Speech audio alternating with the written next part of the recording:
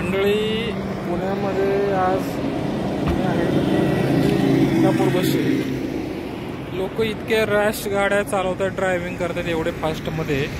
काय ह्यांना कुठे लढायला जायचंय, काय करायचंय? वेगावर नियंत्रण ठेवा, 70-80-90 स्पीडने जावा. कशासाठी तुम्हाला कुठे लढायला जायचंय? तुम्हाला गाड्या दाखवतो, इतक्या फास्ट गाड्या जातात ना. आता मी ज्या गाडीत आलोय ती गाडी सुद्धा इतकी सन चालली आहे.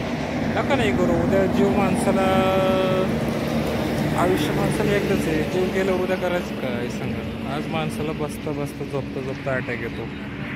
अवघड परिस्थिती आहे. त्यामुळे जरा थोडंसं हे करा तुम्ही. गाडीचे कागदपत्र व्यवस्थित ठेवा, गाडीचे सर्व्हिसिंग, गाडीच्या सगळ्या गोष्टी मेंटेनन्स व्यवस्थित ठेवा. एवढ्या गाड्या फास्ट जात आहेत की अवघड आहे. आता मी आहे भिगवणच्या अलीकडे, थोडंसं भिगवणच्या पुढे. थोडं नियंत्रण ठेवणार. कुठे जायचं तुम्हाला? थोडं सावकाश चला, जरा लवकर निघा, वेळेत जा, सावकाश पोचा. ॲक्सिडेंट होण्याची चिन्ह असतात, अपघात होतात. हायवेला आज आपण बघतो इतकं गाड्यांचं वेगावर नियंत्रणच नाही राहिलं. लोकांना कुठे जायचंय, कुठं तुम्हाला कुठे लढायला जायचं, कुठं मारायचंय, खापायचं तुम्हाला? तर शांत चला की. अरे एवढा हायवे तुम्ही फास्ट जाताय. अरे बघा गाडी समोर तुम्हाला दाखवतो मी. आता ही गाडी कार कसली फास्ट कार आली बघा. आता ही कमीत कमी 120च्या स्पीडने कार असेल. काय बोलायचं आता? इतक्या गाड्या फास्ट जात आहेत ना की काय विचारू नका. बघा आता ही गाडी किती फास्ट आली बघा. किती फास्ट गाडी आली आहे का?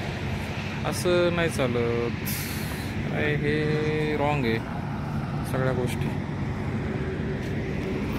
कुठे लढायला जायचंय तुम्हाला? कुठं जायचं बघा, गाडी आता किती फास्ट आली. असं नाही झालं. अरे सावकाश जा ना तुम्ही, सावकाश चला, सावकाश. 80-90 स्पीड ठीक आहे. 80-90 ठीक आहे ना. एवढं याच्यापेक्षा जास्त काय जायचंय? कुठं जायचं तुम्हाला? लढायला जायचं का?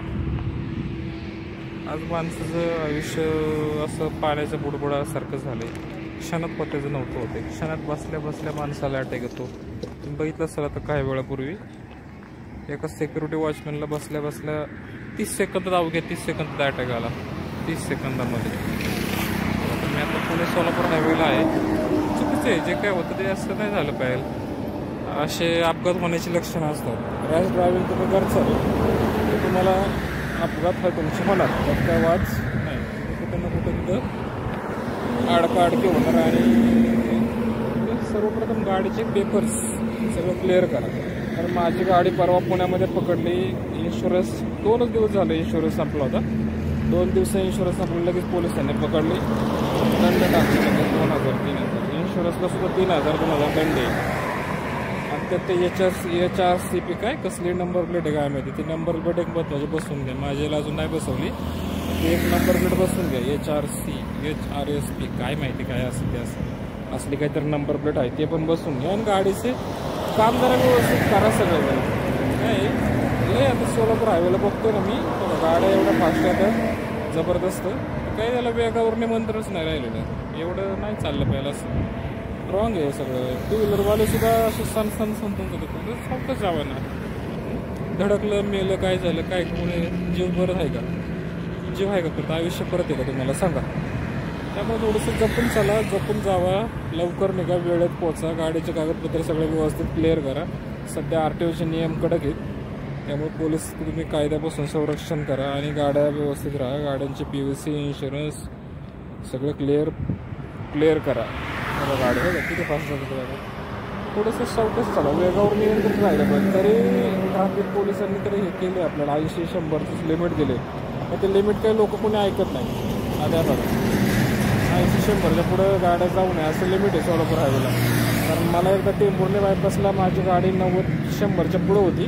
माझी गाडी बरोबर कॅच झाली होती. स्पीड वगैरे सगळं नंबर प्लेट सहित कॅच झाली होती. त्यामुळे जरा अवघड आहे. थोडंसं तुम्ही पण थोडं काळजीने आपलं हे करा आणि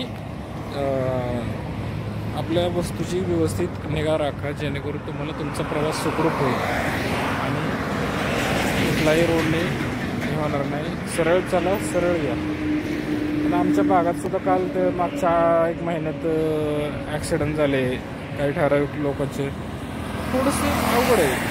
थोडंसं विनंती आहे सगळ्यांना की तुम्ही कोणी चुकीच्या ह्याने गाड्या चालवू नका आणि जास्त गडबड करू नका, बसबस करू नका. काय कोण संग घेऊन जाणार नाही वर, आपल्याला इथंच ठेवायचं सगळं. जड देह आहे आपला, देह सुद्धा इथंच ठेवायचं. त्यामुळे थोडंसं शांत चला. ठीक आहे, चला.